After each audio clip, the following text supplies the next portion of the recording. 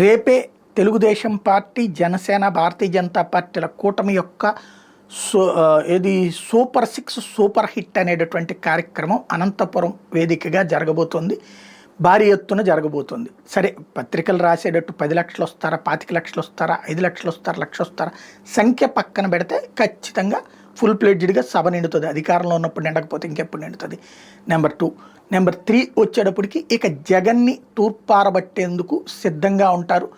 వరుసబెట్టి చంద్రబాబు, లోకేష్, పవన్ కళ్యాణ్, మాధవ్ అందరూ కూడా తీవ్ర స్థాయిలో విమర్శలతో విరుచుకుపడతారు. సూపర్ 6 అద్భుతంగా జరిగిపోయింది, అన్నీ అమలైపోయినాయి, ప్రజలందరూ సంతోషంగా ఉన్నారని చెప్పబోతున్నారు.